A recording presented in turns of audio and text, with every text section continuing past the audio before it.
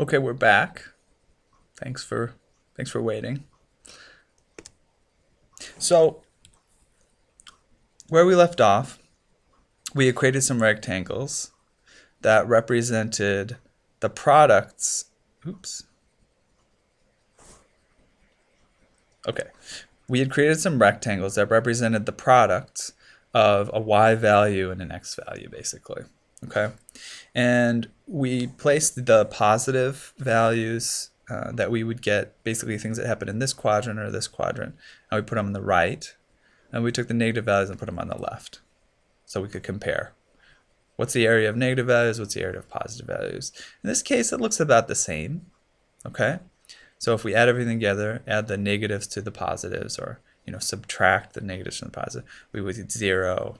Okay, so there's sort of zero correlation. This is how partly of how correlation is measured.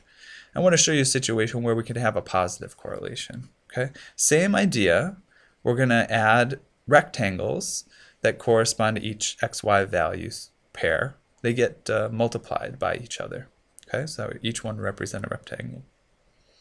And now you can see the area of the contained within the blue rectangles is much greater than the area contained within the red rectangle. And this corresponds to the fact that we have more of a positive correlation going on here. Now, the actual idea of getting correlation is a little bit more complicated. It's called Pearson correlation. There's an equation. The correlation is represented by this lowercase r. And the equation is the sum of products, right? So this whole idea here, or this whole idea here, but you actually have to divide it by something. Now, this should be a red flag for you. What does dividing by mean? We're looking at a perspective, right? We're looking at the perspective of the denominator, right? We're looking at the numerator from the perspective of the denominator. The denominator, in this case, gives us a sense of, well, what's the variance just for each of the values of x or y, right? So you can think of the sum of squares of x, for example, would be the squares that would be represent the distance from this, actually from the y line, right? There would be some, yes, there, and so the y line would represent the mean of the x values in this case, right? We could have a square that gets as big as the distance that comes from here, right? We have a square that gets as big as the distance from here, a very small square for this, a larger square for this, okay? And then there's squares that correspond to the y values, where we're looking basically at the difference distance from, in this case, the x-axis, which represents basically the mean of the y values, okay? So we could have a square from here, right? We could have a square from here, a very large square. Okay, so these are what would represent the sum of squares for x's or y's. We'll multiply those two things, take the square root, okay? And that's what we're going to use as our perspective, okay?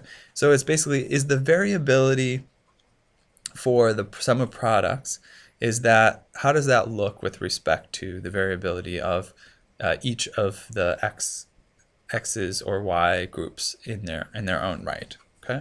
And we call this value R, the Pearson correlation. Okay, we'll look at this in much more detail later. I just want you to have a picture in your mind before you go to look at it later.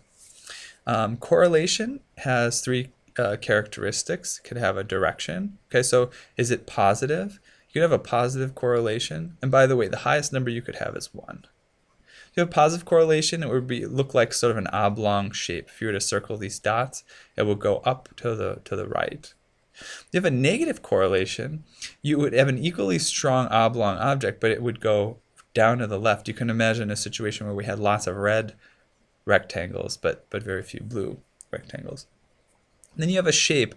Correlations don't have to be linear. These are sort of linear correlations, but sometimes you have a correlation that corresponds to like a curve, but there's still sort of a correlation going on. And you also have a strength. So the closer that general oblong shape is to a direct 45-degree angle, the stronger the correlation is. Now, you could also think about it as the closer the dots are to some line that represents them, right? In the y direction, the closer in the y direction they are, then the stronger the correlation. Okay? This is a weak correlation, so weaker correlations have a value closer to 0 for R, and stronger correlations have a value closer to +1 or -1. Okay? Either a strong positive correlation or a strong negative correlation. And then I just want to make a comment of something else I'll talk about in the chapter is this R² value. So we talked about R² a lot when we were talking about the t-test. We used it to basically measure the percentage of variance accounted for by a treatment effect. Okay? And in this case, we can use R² in the same way, but we call it the coefficient of determination. I'm looking at x values versus y values, and we're saying basically how well can we determine an x value given, actually we usually do it the y value way. How well can we determine a y value given an x value? Here in this case, it's hard to say given my x value which y value would I have, right? I have an x value of, here, right? I could have a positive y value, I could have a negative y value, right? That value could be used for other x's, right? There's no strong relationship between if I have a specific x value, what y value would I get? In this case, though, right, I do have some sort of pattern. If I have a positive x value, I'll probably have a positive y value. If it's one of the higher x values, it's probably one of the higher y values. And same for the negative situations, okay? So that's the correlation. And the coefficient of determination, this R² value, basically tells us how well one sample is represented by the other. Okay, now the next chapter is about regression, which follows along quite clearly from correlation. Regression, basically what we want to do is we want to create a line that goes through those data points, okay? And that line, what we want to do is we want to minimize the distance in the y direction from each data point, okay? And it turns out that they're just going to give us a systematic way to find the equation of that line. So that's great, and that's what that chapter is about, regression. And what I want to show you is that a regression line, again, the closer it is to a 45-degree angle, then the stronger correlation that you have. Okay, when you have ones that are more horizontal, you have a weaker correlation. And again, you don't have to memorize this right now or think about it. I just want you to see it because you'll see it again, and the more you see it, the more comfortable you'll be with it. We're going to use this pretty familiar equation, y equals bx plus a, to define that line, right? You might recognize this, y equals mx plus b. There's all sorts of different ways to state this, but the same idea applies here. You might remember that the a value would be the y-intercept.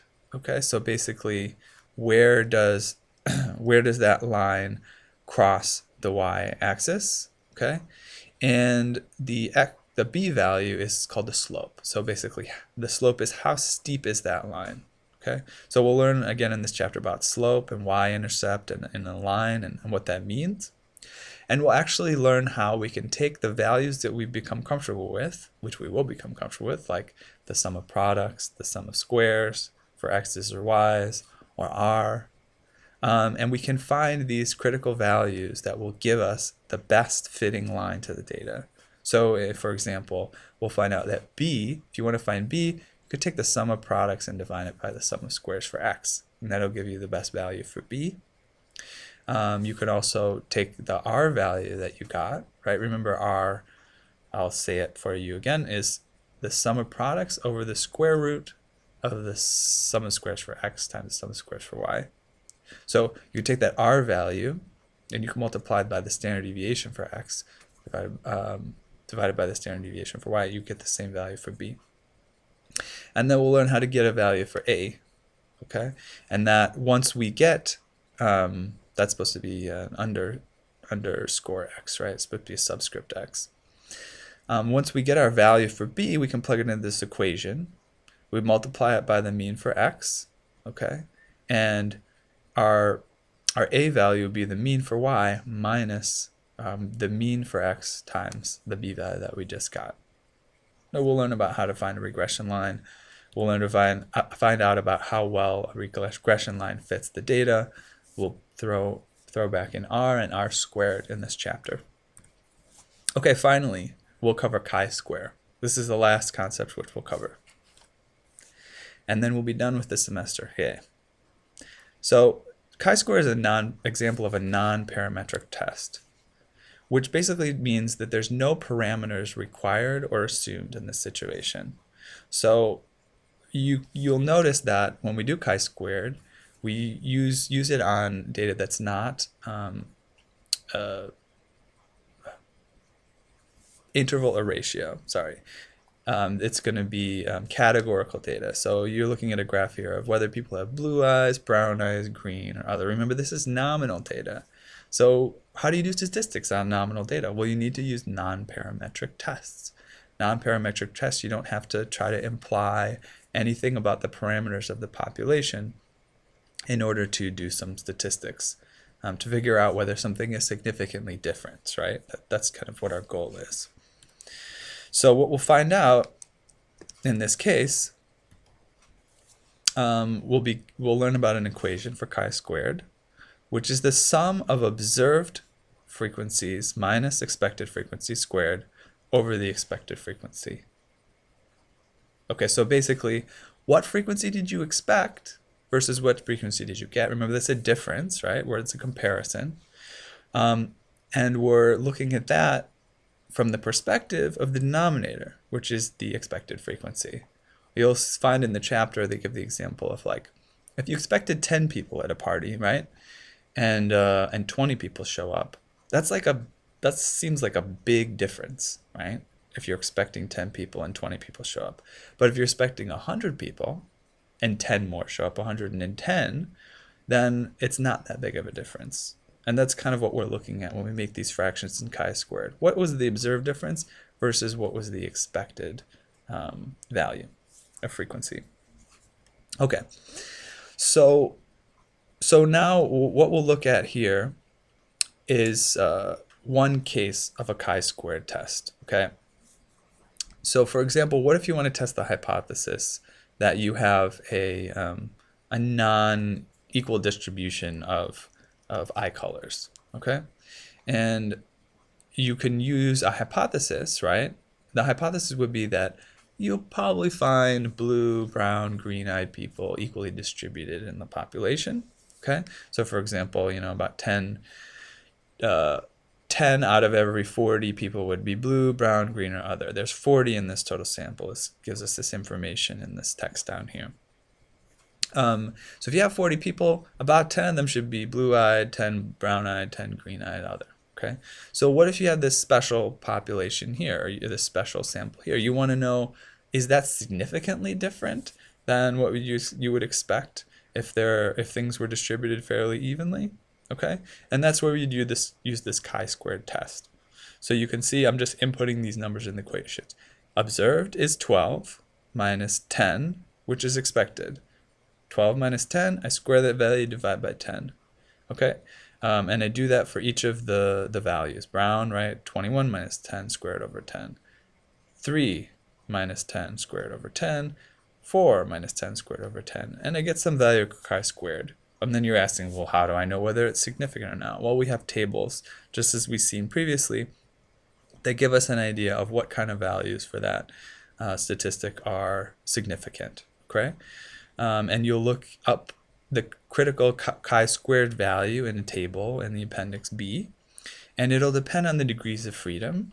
And again, just to put the idea in your head, you don't have to clearly understand it first, but if you're looking at the number of cells here, the degrees of freedom in this case would be the number of cells minus 1. So here we have a degrees of freedom of 3, although there's 4 different categories.